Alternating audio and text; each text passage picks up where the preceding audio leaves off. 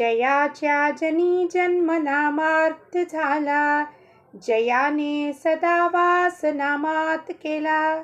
जयाच्या मुखी सर्वदा नाम कीर्ती, नमस्कार त्या ब्रह्म चैतन्य मूर्ती. ಶ್ರೀರಾಮ್ ಸಮರ್ಥ. ಎಲ್ಲ ಆತ್ಮಜ್ಯೋತಿಗಳಿಗೆ ಸಾಷ್ಟಾಂಗ ಪ್ರಣಾಮ ಮಾಡುತ್ತಾ ನನ್ನ ಸದ್ಗುರುಗಳಾದ ಶ್ರೀ ಚಂದ್ರಕುಮಾರ್ ಅವರ ದಿವ್ಯ ಚರಣಾರವಿಂದಕ್ಕೆ ಸಾಷ್ಟಾಂಗ ಪ್ರಣಾಮಗಳನ್ನು ಸಲ್ಲಿಸುತ್ತಾ ಇಂದಿನ 15 ಏಪ್ರಿಲ್ ಶ್ರೀ ಮಹಾರಾಜರ ಪ್ರವಚನ. ಸತ್ಸಂಗತಿಯಿಂದ ಮನಸ್ಸು ದುಡ್ಡಿನಲ್ಲಿ ಆಸಕ್ತವಾಗುವುದಿಲ್ಲ. ಸತ್ಸಂಗತಿಯಿಂದ ಸತ್ಯದ ಸಂಘ ಮಾಡುವುದರಿಂದ, ಆ ಸದ್ಗುರುವಿನ ಸಂಘ ಮಾಡುವುದರಿಂದ ಮನಸ್ಸು ದುಡ್ಡಿನಲ್ಲಿ ಆಸಕ್ತವಾಗುವುದಿಲ್ಲ. ಏನು ಹೇಳ್ತಾರಪ್ಪ ಶ್ರೀ ಮಹಾರಾಜರು? ದುಡ್ಡಿನಲ್ಲಿ ದುಡ್ಡು ಬೇಡಬೇಡ್ರಿ ಹಂಗಂದ್ರೆ ಅಂತ ನಮಗೆ ಮನಸ್ಸಿಗೆ ವಿಚಾರ ಬರುತ್ತೆ. ನಮ್ಮ ಕಣ್ಣು ಮುಂದೆ ಗೋಚರ ಆಗುವ ದುಡ್ಡು ಕೂಡ ಒಂದು ಜಡ ವಸ್ತು. ಅದು ನಮಗೆ ಏನು ಮಾಡುತ್ತೆ, ನಮ್ಮ ಮನಸ್ಸನ್ನು ಅದರಲ್ಲಿ ಇನ್ನೂ ಬೇಕು ಅಂದರೆ ಲೋಭದಿಂದ ಆಸೆ ಹುಟ್ಟು ಮಾಡುತ್ತೆ. ಇನ್ನೂ ಬೇಕು, ಇನ್ನೂ ಗಳಿಸ್ಬೇಕು ಅಂತ. ಆದರೆ ಸಂತರ ಹತ್ರ ಹೋದಾಗ, ಸತ್ಪುರುಷರಾಗಲಿ ಸದ್ಗುರುಗಳಾಗಲಿ ಏನು ಮಾಡ್ತಾರಪ್ಪ, ನಮ್ಮ ಮನಸ್ಸಿನಲ್ಲಿ ಇಂಥದ್ದೊಂದು ವಿಚಾರ ಬರಬೇಕು ಅನ್ನೋದೇ ವಿಚಾರನೇ ಕಿತ್ತಾಕ್ಬಿಡ್ತಾರೆ, ಇಚ್ಛೆನೇ ಕಿತ್ತಾಕ್ಬಿಡ್ತಾರೆ. ಯಾಕೆಂದರೆ ಸಂತರಾಗಲಿ ಸದ್ಗುರುಗಳಾಗಲಿ ಅವ್ರ ಇಚ್ಛೆ ಏನಿರುತ್ತೆ, ನನ್ನ ಶಿಷ್ಯೋತ್ತಮನಾಗಲಿ, ಅವನು ನನ್ನ ಸ್ವರೂಪವೇ ಹೊಂದಲಿ, ಅವನ್ನೆಲ್ಲ ಬಿಟ್ಟು ಬಂದು ಬ್ರಹ್ಮಾನಂದದಲ್ಲಿ ಏನು ಆ ಆನಂದದಲ್ಲಿ ಮುಳುಗಿರ್ತಾನೋ, ಆನಂದವನ್ನು ನನ್ನ ಶಿಷ್ಯ ಆನಂದದಲ್ಲಿ ಮುಳುಗಿ ಅವನು ಅದನ್ನು ಬೆಳೆಸ್ಕೋತ ಹೋಗಲಿ, ಆನಂದವನ್ನು ಹಂಚ್ಕೋತ ಹೋಗಲಿ. ಅದಕ್ಕೆ ಎಲ್ಲಿ ಅವನ ಮನಸ್ಸು ಸಿಕ್ಕಾಕೊಂಡಿದೆಯಪ್ಪ, ಸೂಕ್ಷ್ಮವಾದ ವಾಸನೆ ಏನಿದೆ ಅದನ್ನು ಹಿಡಿದು ತೆಗೆದು ಅವರು ಎಲ್ಲವನ್ನೂ ಸರ್ವಾಂಗೀಣ ವಿಕಾಸ ಮಾಡ್ತಾನೆ. ಅದಕ್ಕೆ ಸದ್ಗುರು ಆಗಲಿ ಸಂತರ ಕೃಪೆ ನಮ್ಮ ಮೇಲೆ ಎಷ್ಟು ಅಪಾರ ಇದೆ ಅಂದರೆ ಅದು ಶಬ್ದದ ಮುಖೇನ ವರ್ಣನೆ ಮಾಡಲಿಕ್ಕೆ ಬರೋದಿಲ್ಲ. ಸಂತರು ನಮ್ಮ ಜೀವನದಲ್ಲಿ ಬರೋದೇ ಮಹದ್ಭಾಗ್ಯದ ಒಂದು ವಿಚಾರ ಇರುತ್ತದೆ. ನಮ್ಮ ಜೀವನದ ಮಹದ್ಭಾಗ್ಯ ಏನು? ಸಂತ ಏತಿ ಘರ ತೋಚಿ ದಿವಾಳಿ ದಸರಾ ಅಮಾಸಿ ಅಂತಾರೆ ತುಕಾರಾಮ್ ಮಹಾರಾಜರು. ಯಾಕೆ? ಅವ್ರು ನಮ್ಮನೆಗೆ ನಮ್ಮ ಪಾದ ಇಟ್ಟರೆ ಸಾಕು, ಅವ್ರ ಪಾದ ಧೂಳಿಯಿಂದ ಆ ಸ್ಪೇಸು, ಆ ವಾಸ್ತುನೇ ಅಲ್ಲ, ಈ ಮನಸ್ಸಿನಲ್ಲಿರೋದು ಎಲ್ಲ ಇಚ್ಛಾ ವಿಕಾರಗಳು ಎಲ್ಲ ಸುಟ್ಟು ಭಸ್ಮೀಭೂತ ಆಗ್ಬಿಡ್ಬೇಕಂಥ ಒಂದು ಕೃಪೆ ಮಾಡ್ತಾರೆ.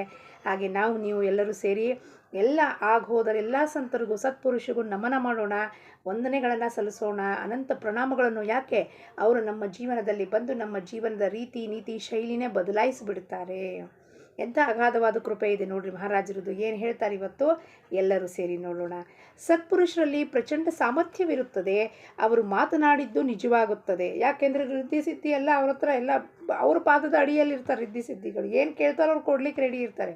ಇದನ್ನು ಕೊಡು ಅಂತ ಹೇಳಿದ್ರೆ ಅವ್ರು ಕೊಡ್ತಿರ್ತಾರೆ. ಅವರು ಸತ್ಪುರುಷರು ಚಮತ್ಕಾರ ಮಾಡೋದಿಲ್ಲ. ಇದಕ್ಕೆ ವಾಚಾಸಿದ್ಧಿ ಎಂದು ಕರೆಯುತ್ತಾರೆ. ಈ ಸಿದ್ಧಿಯ ಉಪಯೋಗವನ್ನು ನಾವು ಕೂಡ ಮಾಡಿಕೊಳ್ಳಬಹುದು, ಬರುತ್ತದೆ.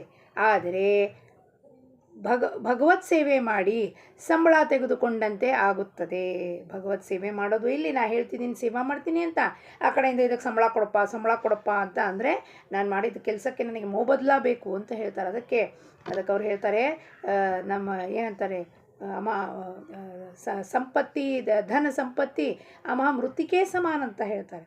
ತುಕಾರಾಮ್ ಮಹಾರಾಜ ಪರೀಕ್ಷೆ ಮಾಡ್ಲಿಕ್ಕೆ ಶಿವಾಜಿ ಮಹಾರಾಜರು ಒಡವೆ ವಸ್ತ್ರ ಎಲ್ಲ ಕಳಿಸಿದರೆ ಅವ್ರ ಹೆಂಡತಿ ಎಲ್ಲ ಹಾಕ್ಕೊಂಡು ವಾವ ಎಷ್ಟು ಚೆನ್ನಾಗಿದೆ ಅಂತ ಹೇಳಿದ್ರೆ ಅವ್ರು ಬಂದು ಒಂದೊಂದೇ ಅದು ತೆಗೆದುಬಿಟ್ಟು ಹೇಳ್ತಾರೆ, ನೋಡಿ ಈಗ ನೀ ಎಷ್ಟು ನಿರಾಭರಣವಾಗಿ ಎಷ್ಟು ಸುಂದರವಾಗಿ ಕಾಣಿಸ್ತಿದ್ಯಾ ಅವಲೇ, ಇದೆಲ್ಲ ನಮಗೆ ಬೇಡಮ್ಮ. ನಾವು ತುಳಸಿ ಮಾಲ ಹಾಕ್ಕೊಂಡು ನಮ್ಮನ್ನು ನಾವು ಮೆರೆಸ್ಕೋತೀವಿ. ನಾವು ವೈಕುಂಠವಾಸಿಗಳು, ತುಳಸಿ ಮಾಲ ಹಾಕ್ಕೊಂಡು ಮೆರೆಸೋರು ನಾವು, ನಮಗೆ ಇವೆಲ್ಲ ಮೃತ್ತಿಕೆ ಸಮಾನ ಅಂತ ಹೇಳ್ತಾರೆ. ಶಿವಾಜಿ ಮಹಾರಾಜರು ಬಂದು ದಂಡವತ್ತ ಹಾಕಿಬಿಡ್ತಾರೆ ಅವಾಗ ತುಕಾರಾಮ್ ಮಹಾರಾಜರಿಗೆ. ಕಾಮಧೇನುವಿನ ಮೇಲೆ ಭಾರ ಹೊರುವುದು ಉಚಿತವಲ್ಲವೆಂದು ತಿಳಿದು ದಾರಿಯಲ್ಲಿ ಬರುವ ಕತ್ತೆಯನ್ನು ಕೊಂಡುಕೊಂಡು ಕಾಮಧೇನನ್ನು ಕೊಟ್ಟದ್ದಂತೆ ಆಗುತ್ತದೆ. ಕಾಮಧೇನುಗಿಂತ ಗುರು ಮಿಗಿಲಾದವನು, ಆದರೂ ಕಂಪ್ಯಾರಿಸನ್ಗೆ ಬಳಕೆ ಮಾಡ್ತಾರೆ. ಅವನನ್ನು ಕೊಟ್ಟುಬಿಟ್ಟು ಏನಾಗುತ್ತೆ, ಪ್ರಾಪಂಚಿಕ ವಸ್ತುನ ಕೇಳ್ದಂಗಾಗತ್ತೆ. ಯಾವ ಸುಖವೂ ಚಿರಕಾಲ ಉಳಿಯುವುದಿಲ್ಲವೋ ಅದನ್ನು ತೆಗೆದುಕೊಂಡು ಏನು ಮಾಡುವುದು? ಪ್ರಶ್ನೆ. ದೇಹವನ್ನು ಕಷ್ಟಕ್ಕೀಡೇಡು ಮಾಡಿ ಸ್ವರ್ಗ ಸುಖ ಪಡೆದುಕೊಂಡೆವು, ಆದರೆ ಕಾಲಾಂತರದಲ್ಲಿ ಅದು ಕೂಡ ನಾಶವಂತಾಗುವುದು. ಸ್ವರ್ಗ ಸುಖನೂ ಅಂದರೆ ಏನು ನಮ್ಮ ಹತ್ರ ಇರುತ್ತೋ ಆಸ್ತಿ ಅಂತಸ್ತು, ಅದು ಒಂದು ದಿವಸ ನಾಶವಂತ ಆಗುತ್ತೆ. ಮತ್ತು ಸ್ವರ್ಗದಿಂದ ವಾಪಸ್ ಮೃತ್ಯು ಲೋಕಕ್ಕೆ ಬರಬೇಕು ನಾವು. ಅಂದ ಮೇಲೆ ಅದನ್ನು ತೆಗೆದುಕೊಂಡು ಏನು ಮಾಡುವುದು? ಏನು ಮಾಡ್ತೀರಪ್ಪ ತಗೊಂಡು ಇದನ್ನೆಲ್ಲ? ಏನು ಜನದ ಮುಂದೆ ಮೆರೆಸ್ಬೋದು, ನನ್ನ ವೈಭವವನ್ನು ಮೆರೆಸ್ಬೋದು. ಎಷ್ಟು ಜನ ನೋಡ್ತಾರೆ, ಎಷ್ಟು ದಿವಸ ನೋಡ್ತಾರೆ? ಕ್ಷಣಿಕ ಎಲ್ಲವುದು. ಒಂದು ಮನೆ ಕಟ್ಟಿಸ್ದೆ, ಗೃಹ ಪ್ರವೇಶ ಮಾಡಿದೆ, ಎಲ್ಲರೂ ಬಂದರು ನೋಡಿದ್ರು, ಆಯಿತು ಮುಗಿದೋಯ್ತು ಅದರದ್ದು ಏನು ವೈಭವ ಆಯಿತೋ ಆ ಕ್ಷಣದಲ್ಲಿ ಮುಗ್ದೇ ಹೋಗ್ಬಿಡುತ್ತೆ. ಎಷ್ಟೊತ್ತಿ ಬರ್ತಾರೆ ನನ್ನ ಮನೆಗೆ, ಅಥವಾ ಅಚ್ಚ ಮಾಡ್ತಾರೆ, ಆ ಮನೆ ಬಗ್ಗೆ ಕೊಂಡಾಡ್ತಾರೆ. ಎಷ್ಟು ಬಾರಿ ಕೊಂಡಾಡಿದ್ದಾರೆ ಜನ. ಅದೇನು ಶಾಶ್ವತನ? ಜನ ನೋಡ್ತಾರೆ, ಅದರಲ್ಲಿ ಟೀಕೆ ಟಿಪ್ಪಣಿಗಳನ್ನು ಮಾಡ್ತಾರೆ. ಆವಾಗ ನನ್ನ ಮನಸ್ಸು ಮತ್ತೆ ಕುಗ್ಗೋಗ್ಬಿಡತ್ತೆ. ಅಯ್ಯೋ, ನಾವು ಕಷ್ಟಪಟ್ಟು 1,80,00,000 80,00,000 ಕೊಟ್ಟು ಮನೆ ಮಾಡಿದ್ವಿ ನೋಡ್ರಿ, ಅವ್ರು ಬಂದು ಹಿಂಗೆ ಅಂದ್ಬಿಟ್ರು. ಆಯಿತು, ಅಲ್ಲೇ ಢಮಾರ ಅಂದೋಯ್ತು. ನಮ್ಮದೆಲ್ಲ ಈಗೋ ಇಲ್ಲಿ ತನಕ ಉಬ್ಬಿದ್ದೆಲ್ಲ ಮನಸ್ಸು ಢಮ್ ಅಂದೋಯ್ತು. ಏನು ಉಪಯೋಗ? ಇದೆಲ್ಲ ನೋಡಿದಾಗ ಎಷ್ಟು ನಗು ಬರುತ್ತಪ್ಪ ಅಂದರೆ, ಒಂದು ಕ್ಷಣಿಕ ಭಂಗ ಆಗುವಂಥ ವಸ್ತು ಹಿಂದೆ ಹೋಗಿ, ನಾವು ಹಿಂದೆ ಹೋಗಿ ನಮ್ಮ ಮನಸ್ಸನ್ನು ಆಡಿಸ್ತಿದೆ, ಅದು ಮನಸ್ಸು ಆಡಿಸ್ತಿದೆ ನಮ್ಮನ್ನು. ಇದೆಲ್ಲ ತಿಳಿದ್ರೂ ಕೂಡ ನಾವು ಎಚ್ಚರ ಆಗ್ತಿಲ್ವಲ್ಲಪ್ಪ. ದುಡ್ಡಿನಂಥ ಜಡು ವಸ್ತುವಿನಲ್ಲಿ ನಮ್ಮ ಮನಸ್ಸು ಎಷ್ಟು ಅಂಟುಕೊಂಡಿರುತ್ತದೆ. ದುಡ್ಡು ಭೂತದಂತೆ ಇರುತ್ತದೆ. ಅದರಿಂದ ಕೆಲಸ ಮಾಡಿಕೊಂಡರೆ ಅದರ ಉಪಯೋಗವಾಗುತ್ತದೆ. ಆದರೆ ನಾವು ಹಾಗೆ ಮಾಡದಿದ್ದರೆ ಅದು ನಮ್ಮ ಎದೆಯ ಮೇಲೆ ಕೂಡುತ್ತದೆ. ನಾವು ಪ್ರಾಪಂಚಿಕ ಮನುಷ್ಯರು ಹಣವನ್ನು ಸಂಗ್ರಹಿಸಿದರೆ ಏನು ಅನುಚಿತ ಆಗುವುದಿಲ್ಲ. ಆದರೆ ನಮಗೆ ಅದರ ಆಧಾರವೆನಿಸಬಾರದು. ನಮಗೆ ದುಡ್ಡಿನ ಆಧಾರವಿದೆ ಎಂದು ಅನಿಸುವುದೆಂದರೆ ಭಗವಂತನ ಆಧಾರವಿಲ್ಲ ಅಂತ ಅನಿಸಿದಂತೆ. ನಮಗೆ ಭಗವಂತನ ಮೇಲೆ ವಿಶ್ವಾಸ ಇಲ್ಲ. ಫಸ್ಟ್ ದುಡ್ಡಿನ ಮೇಲೆ ವಿಶ್ವಾಸ ಉಂಟು. ದುಡ್ಡಿದ್ರೆ ಏನು ಬೇಕಾದಾಗ್ಬೋದತ್ತೆ ಕಣ್ರಿ. ದುಡ್ಡಿದ್ರೂ ಏನೂ ಆಗೋದಿಲ್ಲ. ದುಡ್ಡಿದ್ರೆ ನಮಗೆ ಭಗವಂತ ಜಡ್ಡು ಜಾಪತ್ರೆ ಕೊಟ್ಟರೆ ದುಡ್ಡಿದೆ, ಐಸ್ ಕ್ರೀಮ್ ತಿನ್ನೋಕ್ಕಾಗೋಲ್ಲ, ಅದು ತಿನ್ನೋಕ್ಕಾಗೋಲ್ಲ, ಏನೂ ತಿನ್ನೋಕ್ಕಲ್ಲ. ಏನು ಮಾಡ್ತೀರಿ ದುಡ್ಡು ತೊಗೊಂಡು, ರೊಕ್ಕ ತೊಗೊಂಡು? ವಸ್ತುಗಳಿದೆ ಕಣ್ಮುಂದೆ, ಕಣ್ಣಿಂದ ನೋಡ್ತೀರಲ್ವಾ, ರುಚಿಯಾದ ಮ್ಯಾಂಗೋ ಇದೆ, ಅದಿದೆ, ಇದಿದೆ. ಡಾಕ್ಟ್ರ್ ಹೇಳೋ ಮ್ಯಾಂಗೋ ತಿನ್ನಬಾರ್ದ್ರಿ, ಅದು ತಿನ್ನಬಾರ್ದು. ಏನು ಮಾಡ್ತೀರಿ ರೊಕ್ಕ ತೊಗೊಂಡು? BMW ಹೋಗ್ತೀವಿ, ಆದರೆ ಒಳಗಿಂದ ಏನೂ ತಿನ್ನೋಂಗಿಲ್ಲ. ಏನು ಮಾಡ್ತೀರಿ BMW ತೊಗೊಂಡು? ಅದಕ್ಕೆ ಮಹಾರಾಜರಂತಾರೆ ಭಗವಂತನ ಆಧಾರ ಇರಬೇಕು. ದುಡ್ಡು ಬೇಕು, ಸರ್ವೈವಲ್ ಪರ್ಪಸ್ಗೋಸ್ಕರ ಬೇಕೇ ಬೇಕು, ದುಡಿಬೇಕು. ನಮ್ಮ ಹತ್ತಿರವಿದ್ದ ಹಣವನ್ನು ನಾವಾಗಿಯೇ ಬೇರೆಯವರಿಗೆ ಕೊಡಬೇಕೆಂದು ನಾನೇನೂ ಅನ್ನುವುದಿಲ್ಲ. ಆದರೆ ಕಳುವು ಮಾಡಿಕೊಂಡು ಹೋದರೆ ಅಳುತ್ತಾ ಕೂಡಬಾರದು, ಅಥವಾ ಯಾರಾದರೂ ಕೇಳಿದರೆ ಇಲ್ಲ ಎಂದು ಅನ್ನಬಾರದು. ಅವರಿಗೆ ಏನಾದರೂ ಕೊಡಬೇಕು, ಏನಾದರೂ ನಮ್ಮ ಕೈಯಲ್ಲಾದಷ್ಟು ಕೊಡಬೇಕು. ಆದರೆ ಇಲ್ಲರಿ ನಿಮಗೆ ಕೊಡೋದಿಲ್ಲ ಅನ್ನೋದನ್ನು ಅನ್ನಬಾರದು. ಹಣವು ಪ್ರಪಂಚಕ್ಕೆ ಸಾಕಾಗುವಷ್ಟು ಇರಬೇಕೆಂದರೂ ಎಷ್ಟು ಇರಬೇಕು? ನಿವೃತ್ತಿ ವೇತನ ಬರುತ್ತಿದ್ದರೆ ನಿತ್ಯದ ನಿರ್ವಾಹಕ್ಕೆ ಸಾಕಾಗುವಷ್ಟು ಇರಬೇಕು. ಹಾಗೂ ನಿವೃತ್ತಿ ವೇತನ ಇಲ್ಲದಿದ್ದರೆ ಸಾಧಾರಣ ಮಧ್ಯಮ ಪರಿಸ್ಥಿತಿಯಲ್ಲಿ 10-15 ವರ್ಷಗಳ ಸಾಕಾಗಷ್ಟಿದ್ದರೆ ಪರ್ಯಾಪ್ತವಾಗುತ್ತದೆ. ಇದಕ್ಕೆ ಒಂದು ನಿಶ್ಚಿತವಾದ ಲೆಕ್ಕವನ್ನು ಹೇಳಲಿಕ್ಕೆ ಆಗುವುದಿಲ್ಲ. ಮಹಾರಾಜರು ತಮ್ಮ ಕೃತಿಯ ಮುಖೇನ, ತಮ್ಮ ನುಡಿ ನಡವಳಿಕೆ ಮುಖೇನ ಪಾಠ ಹೇಳ್ಕೊಡ್ತಿದ್ರು ಸಾಧಕರಿಗೆ, ಭಕ್ತರಿಗೆ. ಯಾರು ಬರ್ತಿದ್ರು ಹೆಂಗಿರ್ಬೇಕಪ್ಪ ಹೇಳ್ತಿದ್ರು, ಕಫನಿ ಜಾಡ್ಸ್ ಹೇಳ್ತಿದ್ರು. ನೋಡ್ರಿ ನನ್ನ ಹತ್ರ ಏನೂ ರೊಕ್ಕ ಇಲ್ಲ. ಒಂದು ದಿವಸ ಬರ್ತಾರಲ್ಲಿ, ಮಹಾರಾಜ್ ಇವತ್ತು ತಿನ್ಲಿಕ್ಕೆ ಏನೂ ಇಲ್ಲ ಅಂತಾರೆ. ಅದಕ್ಕೆ ಸುಮ್ಮನೆ ಹೆಣ್ಮಕ್ಳಿಗೆ ಬೈತಾರೆ, ಏನು ಹೆಣ್ಮಕ್ಳಿದ್ದೀರಿ, ನಿಮಗೆ ಸಂಸಾರ ಮಾಡೋಕ್ಕೆ ಬರೋದಿಲ್ಲ, ಇಷ್ಟು ದೊಡ್ಡ ವ್ಯಾಪ್ ಹಚ್ಕೊಂಡು ಕೂತಿ, ನಾನು ನಿಮ್ಗೆ ಏನೂ ಅಡುಗೆ ಇಲ್ಲ ತಿಂಡಿ ಇಲ್ಲ ಅಂತೀರಲ್ಲ, ಬನ್ನಿ ಎಲ್ಲರೂ ರಾಮನ ಹತ್ರ ಭಜನೆ ಮಾಡೋಣ, ರಾಮ ಏನು ಕೊಡ್ತಾನೋ ನೋಡೋಣ. ಆಮೇಲೆ ಒಂದು ಸಣ್ಣ ಮಗು ಬರುತ್ತೆ, ಮಹಾರಾಜ್ ರಮ್ಮ ಹೇಳ್ತಾಳೆ, ನಾನೇನಾದ್ರು ಉಪವಾಸ ಇರ್ತೀನಿ, ಆದರೆ ಈ ಮಗುಗೆ ಹೇಳ್ತಾರೆ, ಮಗು ರಾಮನ ಮೇಲೆ ಭರವಸೆ ಮಾಡೋಣ, ರಾಮ ಏನು ಮಾಡ್ತಾನೆ ನೋಡೋಣ, ಬನ್ನಿ ಎಲ್ಲರೂ ಭಜನೆ ಮಾಡೋಣ ಅಂತ ಭಜನೆ ಮಾಡ್ಕೊತ ನಿಂತ್ಕೋತಾರೆ. ಅಷ್ಟೊತ್ತಿಗೆ ಒಂದು ಎತ್ತಿನ ಗಾಡಿ ತುಂಬ ರತಾಳು ಸ್ವೀಟ್ ಪೊಟ್ಯಾಟೋನ ಬೇಯಿಸ್ಕೊಂಡು, ಗೆಣಸನ್ನು ಬೇಯಿಸ್ಕೊಂಡು ತಂದಿರ್ತಾನೆ. ಮಹಾರಾಜರಿಗೆ ಹೇಳ್ತಾರೆ, ನನಗೆ ಗಂಡು ಮಗು ಆಗಿದ್ದರೆ ನಾನು ಇದನ್ನು ಕೊಡ್ತೀನಿ ನೈವೇದ್ಯಕ್ಕೆ ಅಂತ ಕೊಡ್ತೀನಿ ಅಂತ ಹೇಳ್ತಾರೆ. ಹೊಟ್ಟೆ ತುಂಬುವಷ್ಟು ಎಲ್ಲರಿಗೂ ರತಾಳು ಹಂಚ್ತಾರೆ ಮಹಾರಾಜರು ರಾಮನಿಗೆ ನಮಸ್ಕಾರ ಮಾಡಿ ಹೇಳ್ತಾರೆ, ರಾಮ ಅಪ್ಪ ನನ್ನ ಮಾನವನ್ನು ನೀನು ಕಾಪಾಡಿದ್ಯಪ್ಪ, ನನ್ನ ಮಾನ ಯಾವಾಗಲೂ ನೀನು ಕಾಪಾಡ್ತಿ. ಜನರಿಗೆ ಹೇಳ್ತಾನೆ, ನೋಡ್ರಿ ರಾಮನ ನಂಬಿದ್ರೆ ರಾಮ ನಮಗಿದು ಹೊಟ್ಟೆ ತುಂಬಿಸೋದಿಲ್ವ, ನಮ್ಮದು ಭಕ್ತಿಯಿಂದ ಶ್ರದ್ಧೆಯಿಂದ ಭಜನೆ ಮಾಡಿದ್ರೆ ಅವನ ಹೊಟ್ಟೆ ಹೆಂಗಾರು ನಮಗೆ ತುಂಬಿಸ್ತಾನೆ ಅಂತ ಇದನ್ನೆಲ್ಲ ಮಾಡಲಿಕ್ಕೆ ಲೀಲಾ ಮಾಡಿ ತೋರಿಸ್ತಿದ್ರು ಮಹಾರಾಜರು. ನಮ್ಮ ಪ್ರಪಂಚಕ್ಕೆ ಎಷ್ಟು ಅವಶ್ಯಕತೆ ಇರುತ್ತದೆಯೋ ಅಷ್ಟು ಹಣ ನಮಗೆ ಪ್ರಾಪ್ತವಾದರೆ ಸಾಕು. ಶ್ರೀಮಂತಿಕೆಗಾಗಿ ಬಹಳಷ್ಟು ಹಣ ಬೇಕಾಗುತ್ತದೆ ಎಂದೇನೂ ಇಲ್ಲ. ನಮಗೆ ಯಾವುದೇ ರೀತಿಯಿಂದ ಅನಾನುಕೂಲತೆ ಆಗದಿದ್ದರೆ ನಾವು ಶ್ರೀಮಂತರಿದ್ದೇ ಇರುತ್ತೇವೆ.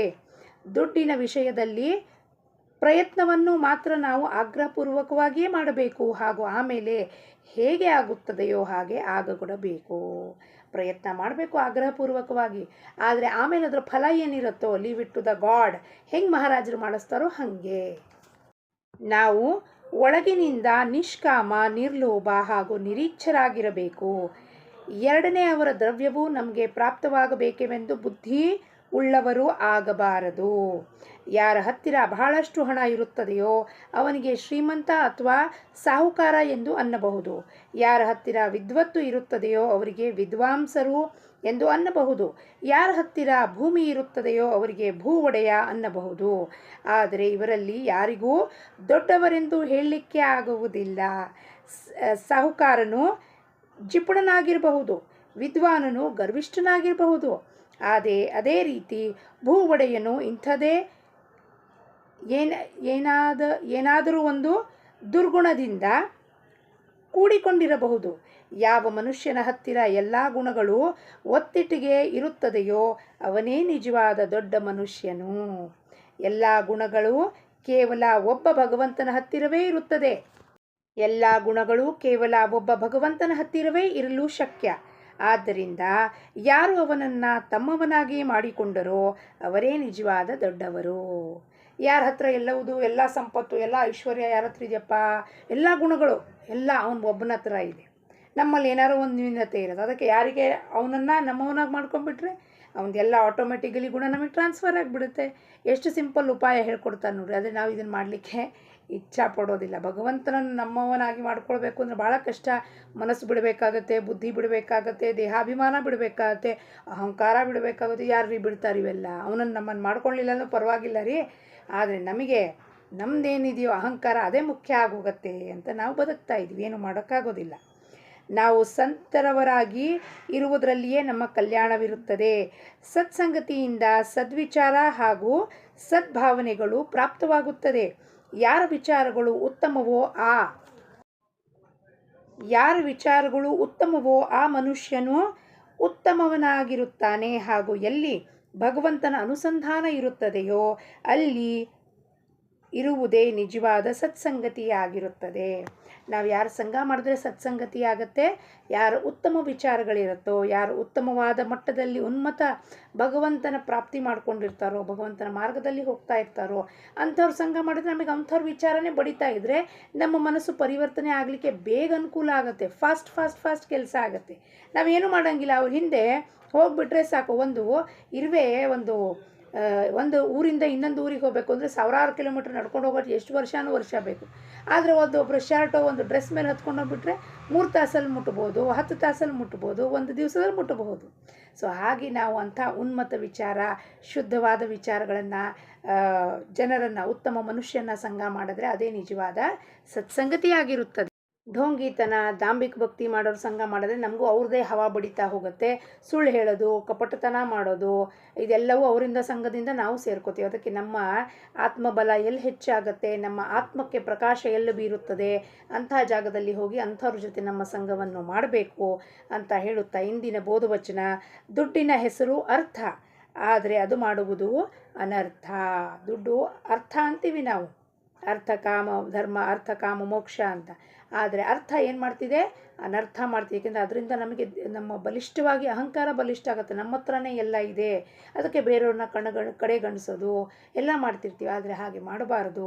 ಸಂತರ ಛತ್ರ ಛಾಯದಲ್ಲಿದ್ದರೆ ಇವೆಲ್ಲ ಇಚ್ಛೆನ ನಿರೀಕ್ಷೆ ಮಾಡಿ ನಮ್ಮನ್ನು ಅವರು ಭಗವಂತನ ಪಾದಕ್ಕೆ ಸೇರುವಂತೆ ಮಾಡುತ್ತಾರೆ.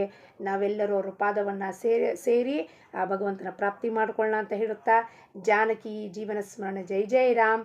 ಲೋಕಾಹ ಸಮಸ್ತಾಹ ಸುಖಿನೋ ಭವಂತು.